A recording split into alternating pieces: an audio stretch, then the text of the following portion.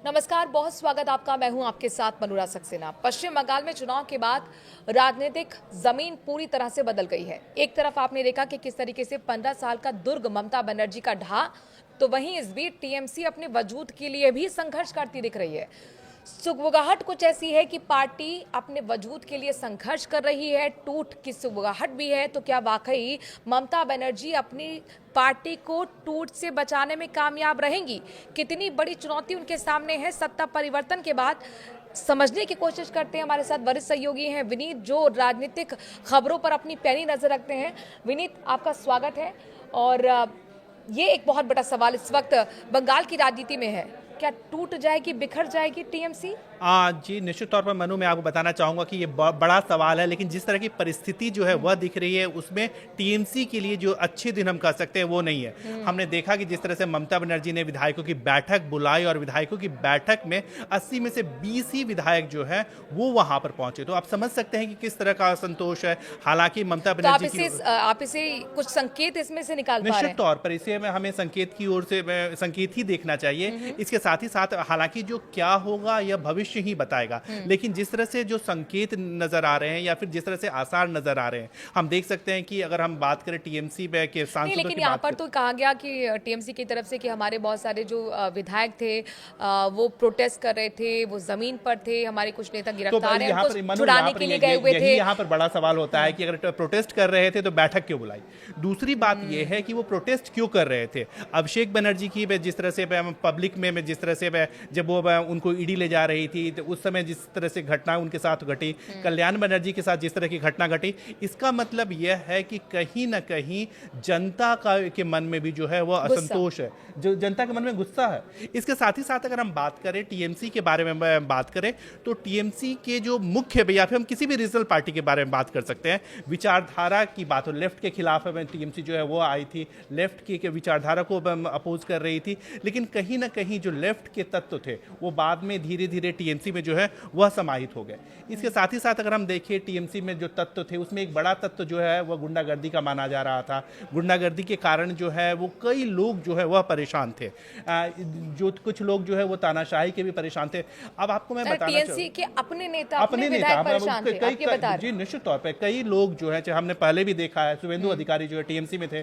TMC में वैसे थे जो कांग्रेस में पूरा परिवार जो है शुभेंदु अधिकारी का कांग्रेस में हुआ करता था, और उसके बाद ममता बनर्जी के साथ वो टीएमसी में आते हैं। टीएमसी में ममता बनर्जी के बहुत ही करीबी रहते हैं, कह सकते हैं मजबूत सिपहसालार होते हैं। लेकिन चूंकि उनके पास वो इतने मजबूत वो थे कि वो लड़ सकते थे, इसीलिए वो बीजेपी में आ जाते हैं। हमने कई लोगों को पहले भी देखा, हमने मुकुल रॉय को देखा कि मुकुल रॉय जो है वो आ गए थे ममता बनर्जी के खिलाफ, जो है वो जो मजबूत, और अभी तो कल्याण बनर्जी का जो आपने जिक्र किया, उन पर टीएमसी के सांसद ने ही गंभीर आरोप लगाया। हाँ, निश्चित तौर पर आप ये देख सकते हैं कि जब पार्टी सत्ता में नहीं है तब किस तरह की स्थिति आ गई है, किस तरह की असंतोष जो है वो अब आप समझ जाइए कि काकोली घोष जो है वो कल्याण बनर्जी की शिकायत करते हैं और वो लोकसभा अध्यक्ष को चिट्ठी लिखते हैं। अगर इस तरह की शिकायत जो है वो उनको करनी होती तो सामान्यतया वो शिकायत जो है वो अपनी पार्टी के प्रमुख से कर सकती थी।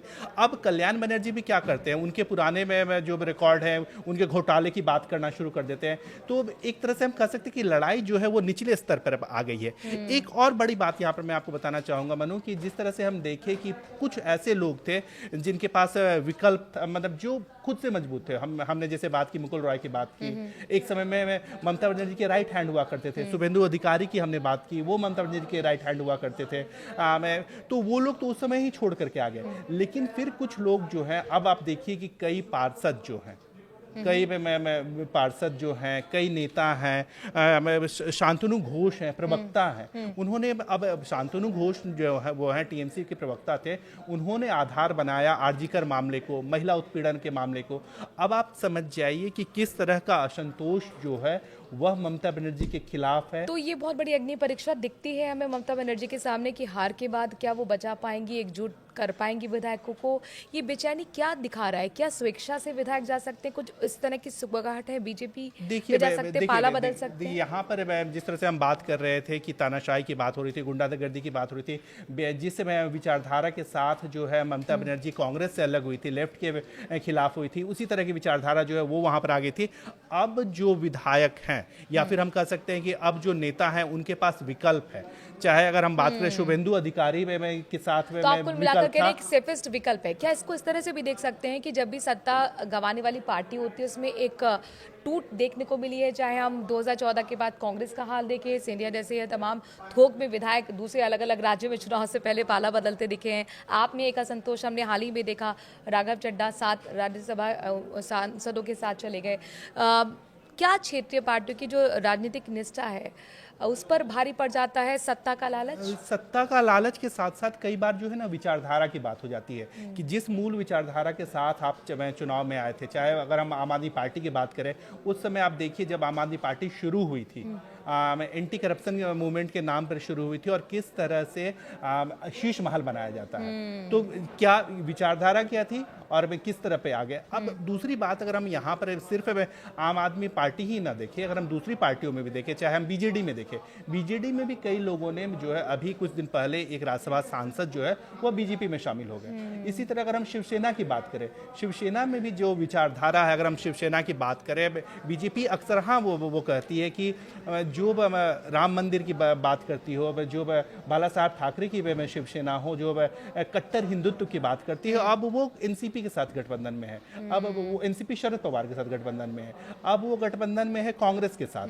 तो कहीं ना कहीं अगर विचारधारा से आप अलग होते हैं, क्योंकि लोगों को जोड़ने तो के आप लिए कुल मिलाकर कह रहे हैं मूल विचारधारा से जब पार्टी अलग होती है तो उसमें असंतोष देखने को मिलता है और वो टूट की तरफ बढ़ जाती है। कुल मिलाकर इसे सत्ता के लालच से जोड़ के नहीं देखा जाना चाहिए। नहीं, सिर्फ हम सिर्फ ये एक फैक्टर नहीं हो सकता। सिर्फ एक फैक्टर नहीं हो सकता कि हम सत्ता के लालच भी, क्योंकि एक सत्ता जो है जो लोग राजनीति करते हैं, जो लोग राजनीति में आते हैं, वो सत्ता के लिए राजनीति में आते हैं और उनको पता है सत्ता कहाँ है। तो सत्ता भी जो है वो लोगों को एक जोड़ने की बात होती है, चाहे वो तानाशाही की बात करें, जब सत्ता में जब लोग रहते हैं तब उनकी तानाशाही जो है वो चल जाती है, उस समय उतनी नहीं दिखती, लेकिन जैसे ही सत्ता दूर होते जाती है तब तानाशाही उनकी दिखने लगती है, बिखराव दिखने लगता है, विचारधारा से भटकाव जो है वो दिखने लगता है और यही कारण है जो सत्ता से दूर होते हैं और बाद में वो पार्टी में बिखराव होता है। आप शिवसेना का भी इसी में एग्जाम्पल जोड़ रहे हैं, आम आदमी पार्टी का भी एग्जाम्पल दे रहे हैं और आप कह रहे हैं कि टीएमसी का भी हाल कुछ ऐसा ही होने वाला है। निश्चित तौर पर इसमें हम और भी पार्टियों को ले सकते हैं, बीजेडी को भी हम ले सकते हैं कि बीजेडी का क्या हाल हुआ है। आप में यहाँ पर भी देख सकते हैं कि कई पार्टियां हैं, साउथ की भी में कई पार्टियां हैं जिनमें जब सत्ता पर चली जाती है तो किस तरह से उनमें बिखराव जो है वो देखने को मिलता है। एआईएडीएमके और डीएमके में भी कुछ इस तरह की स्थिति वहां पर बनी हुई है। तो कुल मिलाकर अब देखना होगा विनीत कि आगे आने वाले समय में कितना एकजुट विधायकों को ममता बनर्जी रख पाती हैं। ममता बनर्जी के साथ साथ अभिषेक बनर्जी की भी एक बड़ी चुनौती है, अग्नि परीक्षा है कि विपक्ष के नेता के रूप में किस तरह से वो स्थापित करते हैं। बहरहाल आपको क्या लगता है बंगाल की राजनीति में क्या होने वाला है? क्या वाकई टीएमसी बिखर जाएगी? कमेंट के जरिए अपनी राय जरूर दीजिए। नमस्कार।